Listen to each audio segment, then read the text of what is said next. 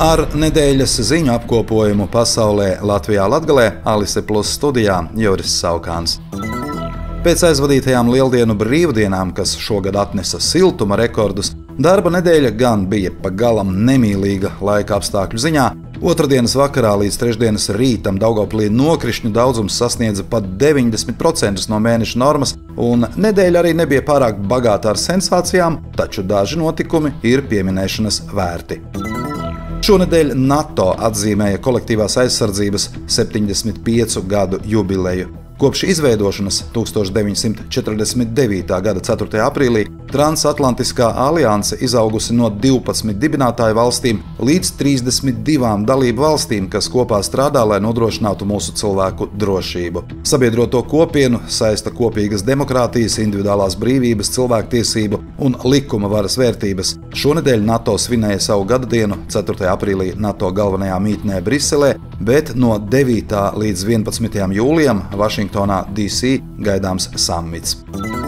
Vācijā šonedēļ stājās spēkā daļēja marihuānas legalizācija privātai lietošanai, lai gan šo Olafa Šolca Kreici centriskās valdības lēmumu kritizēja opozīcija un mediķu organizācijas. Konservatīvie kristīgie demokrāti solīja atcelt likumu, ja nonāks pie varas pēc parlamenta vēlēšanām nākamajā gadā. Somijas ziemeļniecisko mieru šonedēļ satricināja Helsinku piepilsētas Vantas skolā notikušais. Audzēknis atklāja uguni no šaujamieroča, ievainojot 3 skolas biedrus. Uzbrucēju policija aizturēja Helsinkos, gan šāvējiem, gan ievainotajiem ir tikai 12 gadi. Latvijas Republikas finanšu ministrs Ārvils Ašerādens šonedēļ apmeklēja Daugavpili un atzinīgi novērtēja pašvaldības sniegumu Eiropas Savienības fondu līdzfinansēto projektu īstenošanā, izglītības iestāžu tīkla sakārtošanā un uzņēmējdarbības vides attīstībā. Vizītes ietvaros notika arī diskusija ar Latgales pašvaldību vadītājiem un viena no pilsētas starptautiskiem uzņēmumiem apmeklējums. Daugavpils valsts pilsētas pašvaldība, rūpējoties par valsts apmaksātu zobārstniecības pakalpojumu pieejamību, īpaši mazajiem pacientiem, turpina īstenot stipendiju programmu topošajiem zobārstiem.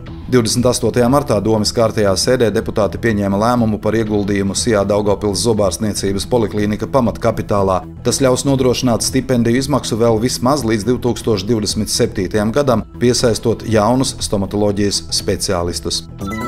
Piektdienas Latvijā tradicionāli nāk ar nozīmīgiem jaunumiem, piemēram, iepriekšējā piektdienā mēs uzzinājām, ka Krišjānis Kariņš atkāpsies no ārlietu ministra amata. Šajā piektdienā Korupcijas novēršanas un apkarošanas birojas paziņoja, ka rosinājis prokuratūrai apsūdzēt bijušo Rēzeknes mēru Aleksandru Bartaševiču par to, ka tas izpaudis ierobežotas pieejamības informāciju ģimenes loceklei un 10 gadu garumā kārtējās valsts amatpersonas deklarācijās nav norādījis pilnīgu informāciju par izsniegtā aizdevuma daļu 33 000 eiro apmērā.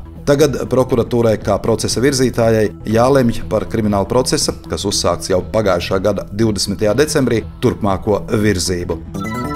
Šonedēļ izziņoti vairāki latgaliešu valodai veltīti pasākumi, kas gaidāmi aprīlī. Atzīmējot latgaliešu valodas latīņu drukas aizlieguma atcelšanu, kā arī sagaidot Latgales kongresa dienu, Varakļānu novada muzejā 19. aprīlī notiks latgaliešu valodas fórums Esi Idori. Skolās aizritēs novadmācības stundas, attālināti pa vecumposmiem, bet 26. aprīlī Latvijas Nacionālajā bibliotēkā un tiešsaistē gaidāma diskusija Latgaliešu valoda medijos.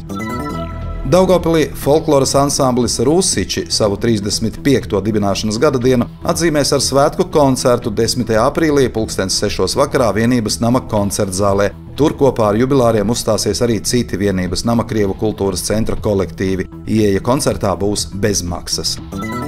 Studijā bija Juris Saukāns. Par nedēļas ziņu pasaulē Latvijā Latgalē satura atbildes Alise Plus, projektu finansē Mediju atbalsta fonds no Latvijas valsts budžeta līdzekļiem.